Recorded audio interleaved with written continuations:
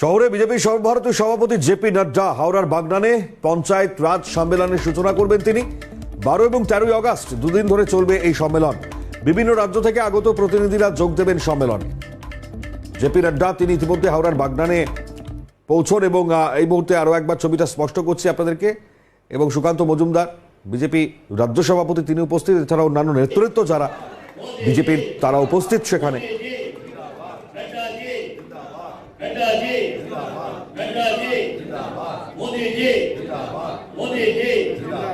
মাননীয় সর্বভারতীয় সভাপতি এসেছেন আমাদের মূলত জেলা পরিষদের সভাধিপতি এবং সহসভাধিপতিদেরকে নিয়ে 7টি রাজ্যের প্রায় 134 জন প্রতিনিধি তাদেরকে নিয়ে এই আজকে আমাদের এই একটা প্রশিক্ষণ বলুন বা একটা সম্মেলন বলুন বলা ভালো।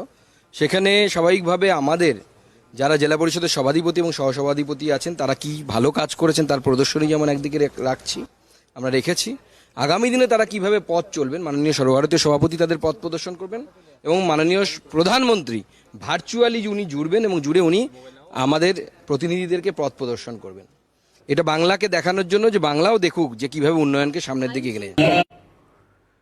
বিজেপি সর্বভারতীয় সভাপতি জেপি নাড্ডা তিনি রয়েছেন শহরে এবং আমরা বিজেপি রাজ্য সভাপতি সুকান্ত মজুমদার তার বক্তব্য শোনাচ্ছিলাম আপনাদেরকে। কারণ গোটাই কর্মসূচি এবং সেই কর্মসূচি অত্যন্ত উল্লেখযোগ্য, কারণ আপনারা জানেন যে আগামী সময় পথ চলা কতটা সুগম করবে বিজেপি এবং তার জন্য যে ব্লুপ্রিন্ট বা কার্যত সেই জায়গায় তারা কিভাবে এগোবেন সেই যে ব্যাখ্যাটা, সেই জায়গায় দাঁড়িয়ে এই কর্মসূচির মাধ্যমে বা যে সম্মেলন এই মুহূর্তে অনুষ্ঠিত হচ্ছে, দুদিন ব্যাপী সেই সম্মেলন চলবে এবং সেই জায়গায় দাঁড়িয়ে আগামী সময় পথ বদলে দেওয়া সেটার জন্যই কিন্তু মূলত এই কর্মসূচি। এবং সেখানে বিজেপির সর্বভারতীয় সভাপতি জেপি নাড্ডা তিনি উপস্থিত হয়েছেন এবং একই সঙ্গে বিভিন্ন জায়গায় পৌঁছবেন তিনি এবং সেই জায়গায় পৌঁছে যে কর্মসূচি রয়েছে তার এবং তারই সঙ্গে পঞ্চায়েত রাজ সম্মেলনের পাশাপাশি যারা একেবারে নিচু স্তরের নেতৃত্ব যারা বা বিজেপি একেবারে যারা কর্মীরা রয়েছেন তাদের মনোবল চাঙ্গা করার পাশাপাশি যারা নেতৃত্বরা রয়েছেন তাদেরকে বার্তা দেওয়া, সামগ্রিক বিষয়টি কিন্তু এই মুহূর্তে নজরে রেখেই এগোনো হচ্ছে।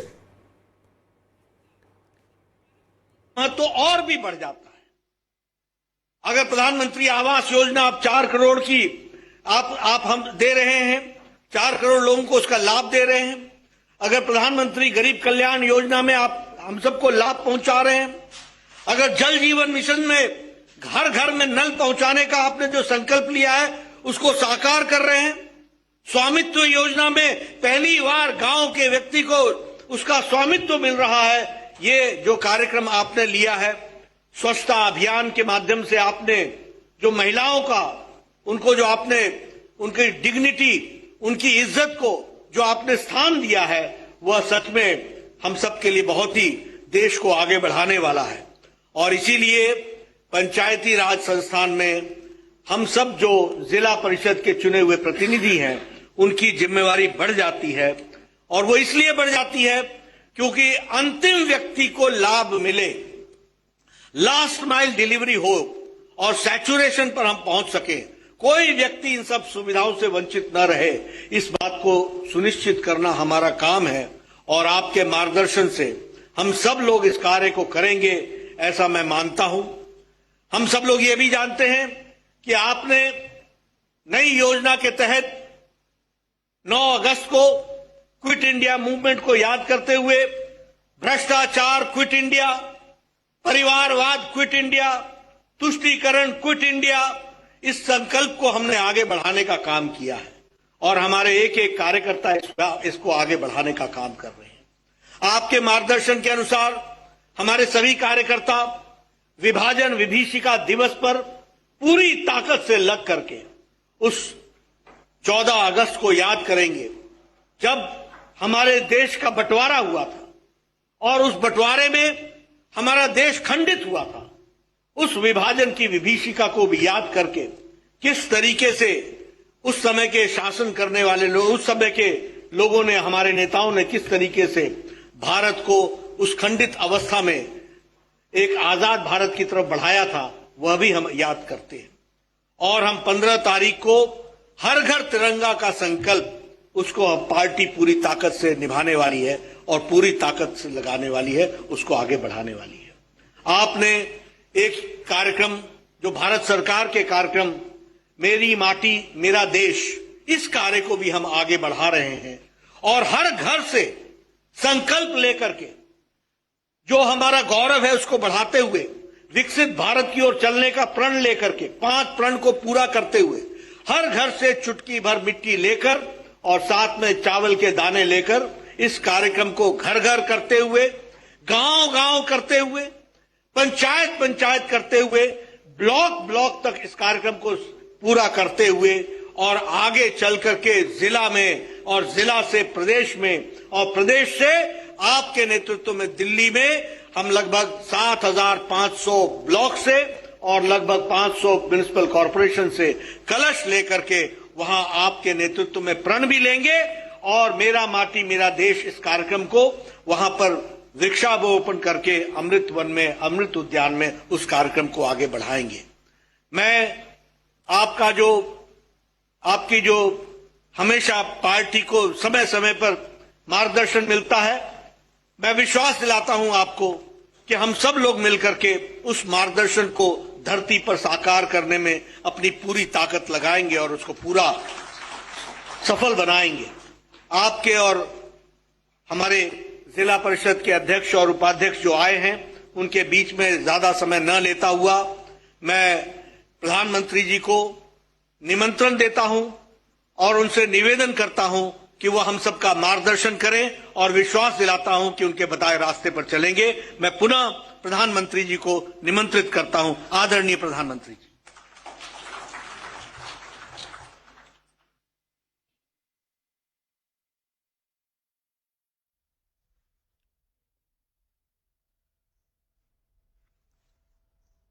नमस्कार। आज की इस बैठक से पूर्व कुछ दिन पहले हरियाणा में स्थानीय स्वराज के प्रतिनिधियों से बातचीत करने का मुझे अवसर मिला था। आज आप सभी प्रतिनिधि पश्चिम बंगाल में जुटे हैं और जैसा अभी हमारे राष्ट्रीय अध्यक्ष जी बता रहे थे कि मोदी जी को जब भी कहें कितनी ही व्यस्तता हो लेकिन वो पार्टी के लिए, कार्यक्रम के लिए समय निकालते हैं। हकीकत तो ये है कि जब मैं पार्टी के कार्यक्रम में आता हूं, पार्टी के कार्यकर्ताओं से मिलता हूं, तो हमेशा मुझे एक नई प्रेरणा मिलती है, नया उत्साह मिलता है, क्योंकि लाखों कार्यकर्ता दिन रात कोई पद की अपेक्षा के बिना मां भारती का जय जयकार करने के लिए पूरी शक्ति से जुटे हैं, परिवार के परिवार जुटे हैं। और जब इतने त्यागी तपस्वी कार्यकर्ताओं का समूह, उनके दर्शन से ही एक नई प्रेरणा और ऊर्जा मिल जाती है। मेरी तो कोशिश भी रहती है कि जहां हो सके फिजिकली भी आपके बीच रहूं। अब कार्यक्रमों की विविधता और बंधन इतने समय की सीमाएं बन गई हैं तो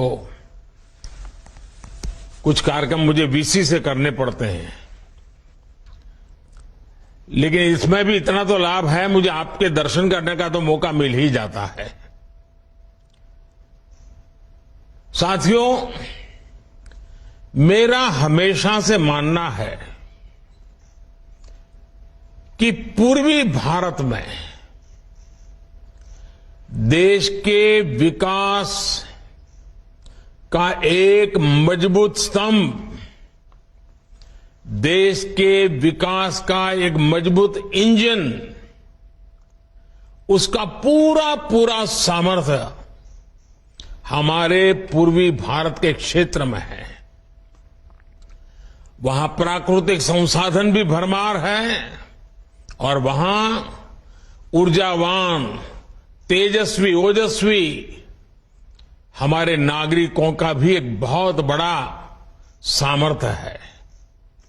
इसलिए पूर्वी भारत के आप सभी प्रतिनिधियों से मिलना, बात करना अपने आप में बहुत अहम हो जाता है। साथियों,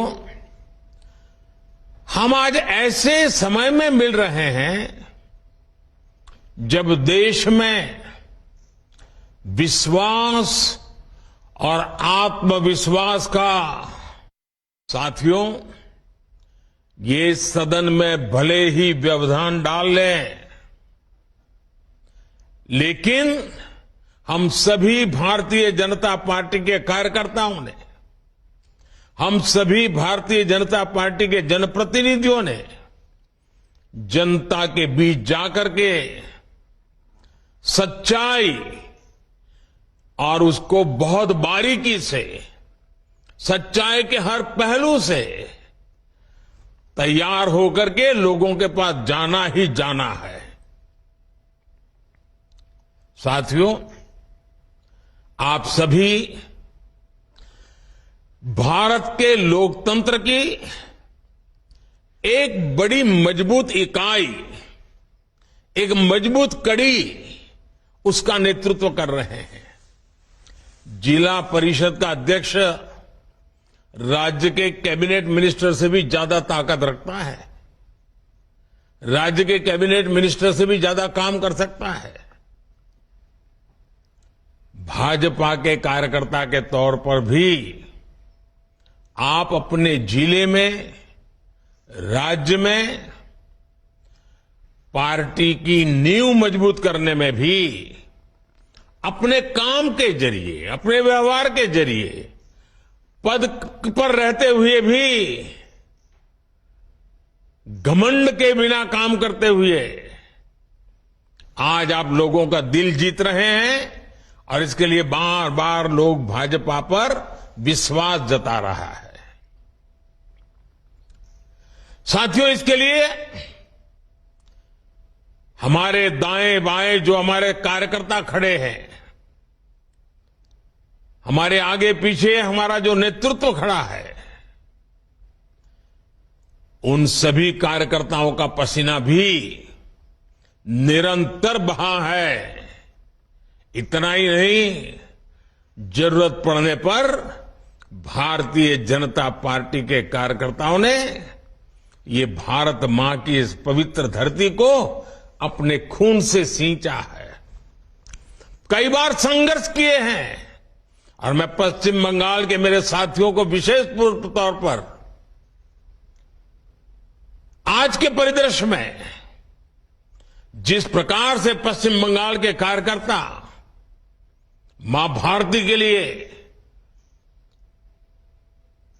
पश्चिम बंगाल के उज्जवल भविष्य के लिए, पश्चिम बंगाल के गरीब भाई बहनों के लिए जिस प्रकार से संघर्ष कर रहे हैं, एक प्रकार से साधना कर रहे हैं, अपने आप को तिल तिल झला करके ये हमारे कार्यकर्ता पश्चिम बंगाल का उस पुराने वैभव को वापस लाने के लिए काम कर रहे हैं। अभी अभी वहां पंचायत के चुनाव हुए। इस चुनावों में टीएमसी ने कैसा खूनी खेल खेला, ये भी देश ने देखा है। पहले चुनाव में इनका तरीका क्या है? पहले तो चुनाव की तैयारी के लिए समय मत दो, बहुत ही जल्दी जल्दी फॉर्म भरने की तारीख घोषित कर दो, फिर कोई भी विरोधी दल का, कोई भी बीजेपी का व्यक्ति पर्चा ही न भर सके, इसके लिए जो कुछ भी कर सकते हैं करो। और अगर मानो उसने चातुर्यपूर्वक फॉर्म भरने के लिए जगह पर पहुंच भी गया तो फिर चुनाव लड़ने में अड़ंगे डालना, उनको घर घर जाने नहीं देना, प्रचार करने नहीं देना, धमकियां देना। और सिर्फ भाजपा के कार्यकर्ताओं को धमकाना ऐसा नहीं, वोटरों को भी भयभीत कर देना। और बीजेपी के जो समर्थक रिश्तेदार हैं उनको भी जीना मुश्किल कर देना, घर से निकलने नहीं देना। और जब वोटिंग होती है तो उस वोटिंग में थप्पेबाजी करना, ये टोलाबाजों की फौज थप्पेबाजी की फौज बन जाती है। सारे गुंडों को कॉन्ट्रैक्ट दिया जाता है, कितने पोलिंग बूथ को कौन कैप्चर करेगा, मतपेटियां उठा करके भागना। और फिर जब काउंटिंग होता है तो एक एक वोट पर अड़ंगे डालना, भय का वातावरण बनाना, काउंटिंग में से बीजेपी के कार्यकर्ताओं को उठा करके बाहर ले जाना, बैठने नहीं देना। इतने जुल्म के बाद भी ये पश्चिम बंगाल की जनता है, उसका प्यार है कि वो बीजेपी के कार्यकर्ताओं को आशीर्वाद देते रहे हैं और बीजेपी के प्रत्याशी जीतते जा रहे हैं।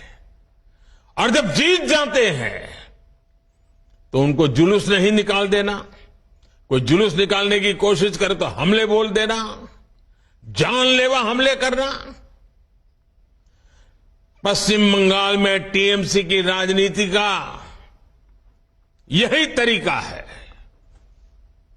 वहां हमारी बहनों को, हमारे आदिवासी भाई बहनों को कैसे प्रताड़ित किया जाता है, ये हम भली भांति जानते हैं। इन हालातों में भी भाजपा के जो प्रतिनिधि जीत करके आए हैं, मैं उन्हें और आप सभी को बहुत बहुत बधाई देता हूं। जो लोग लोकतंत्र के चैंपियन बनते हैं, आए दिन ईवीएम से छुटकारा पाने के लिए मनगढ़ंत कथाएं चलाते हैं, ईवीएम पर सवाल उठाते हैं, आपने उनका नकाब देश के सामने उतार दिया है। साथियों,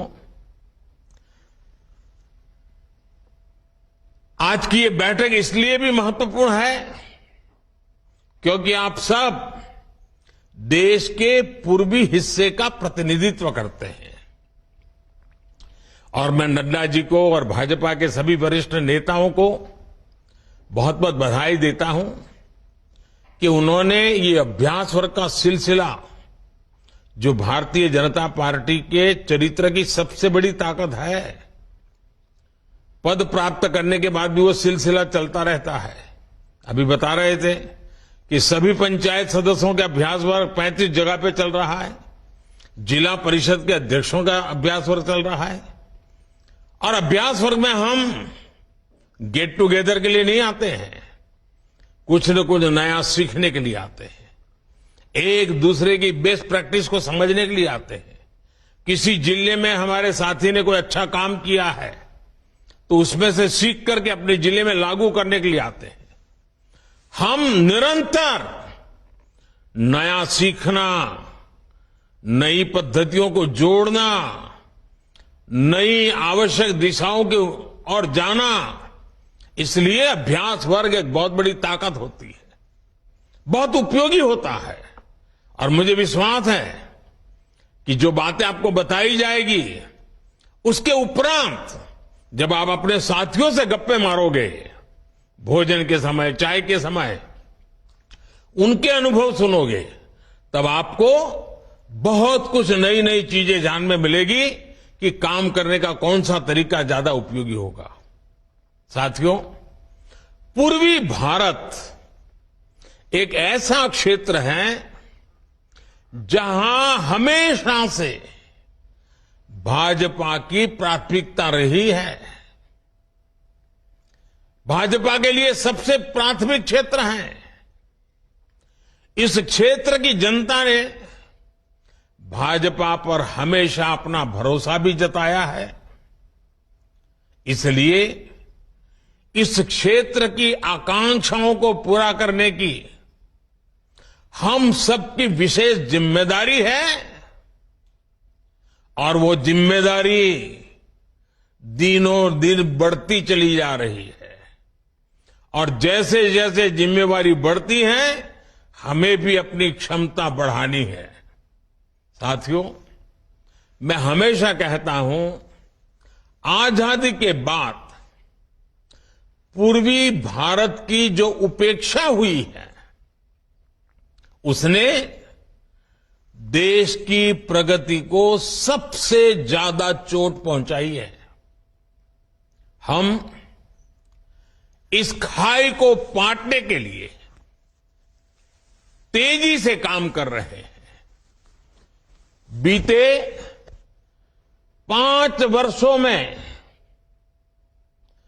अगर 13.5 करोड़ लोग गरीबी से बाहर आए हैं,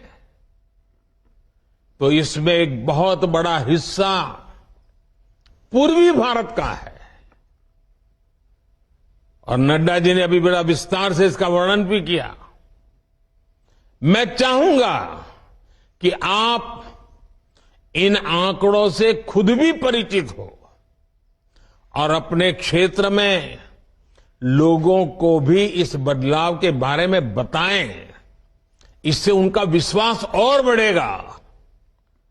देश को आगे ले जाने में वो एक ताकत बन जाएंगे। साथियों, हमारे देश में पिछले 50 साल से हम एक नारा सुनते आए हैं, चारों तरफ वही बोला जाता है और चुनाव के समय तो जरा चिल्ला चिल्ला करके बोला जाता है, चीख चीख करके बोलाया जाता है। क्या नारा है? गरीबी हटाओ। कितनी बार सुना है, कितनी पीढ़ियों ने सुना है। नारे नारे नारे, बस नारे देते गए।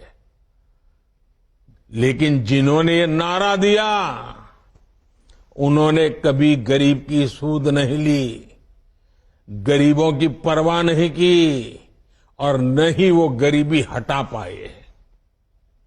एक स्वाभाविक सा प्रश्न है कि जो काम 5 दशकों में नहीं हो सका, वो भाजपा सरकार ने इतने कम समय में कैसे करके दिखाया।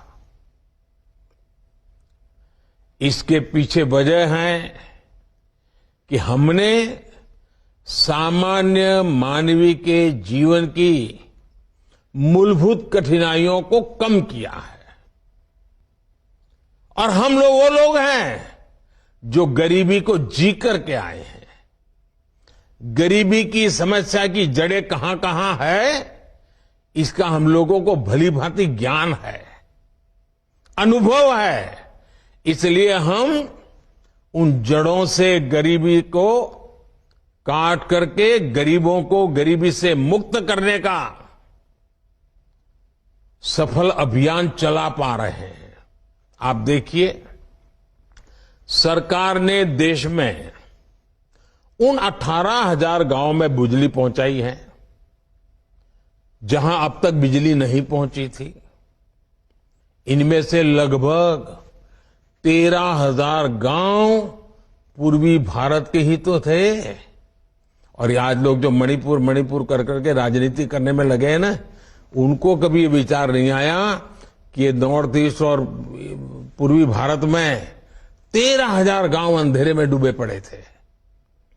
हमने 15 अगस्त 2019 को जल जीवन मिशन की शुरुआत की थी। तब देश की